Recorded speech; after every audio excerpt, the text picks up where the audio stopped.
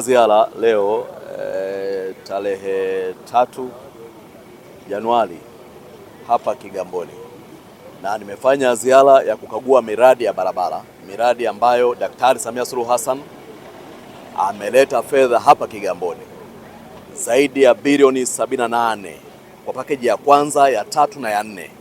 Tutakapokamilisha pakeji ya pili pia ili ziwe 4 zote kamili, tutakuwa tunazungumzia mradi wa zaidi ya bilioni 112. Lakini kwa sasa tumeanza na mradi wa bilioni 78 na ujenzi unaendelea katika maeneo yote kwa ngazi tofauti tofauti. Kwenye ukaguzi huu nimebaini mambo kadhaa.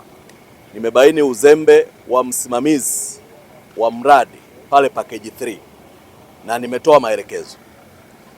Msimamizi yule kwa mujibu wa mkataba ufuate utaratibu wa mkataba wa hold fedha zake, malipo yale ya kimkataba ambayo yeye asipotimiza wajibu wake, sisi kama clients, kama wenye mradi tunalazimika kuzuia malipo, kwa sababu kama msimamizi yupo na mradi hausimamiwi vizuri, tunamlipaje kwa kutokusimamia vizuri?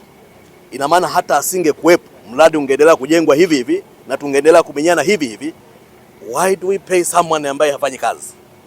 Nimewaelekeza TARURA kwa niaba ya Mheshimiwa Waziri wa TAMISEMI wasimamishe malipo yake yule, wafuate utaratibu wa kimkataba, wasimamishe malipo yake. Hilo la kwanza. La pili, nimekuja kwenye package hii ya 4 ambayo ina bilioni 27 na Mheshimiwa Rais Daktari Samia Suluhu Hassan ameshalipa mahala hapa bilioni 5.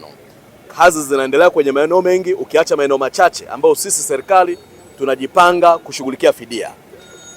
Kwenye eneo hili la package 4 nimemwelekeza mkandarasi asifanye kazi kwa kuwahujumu wa Tanzania wanaofanya kazi chini yake, awalipe malipo yao, stahiki zao.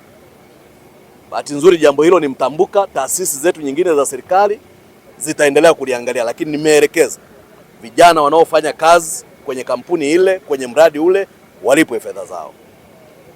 Shukuru sana.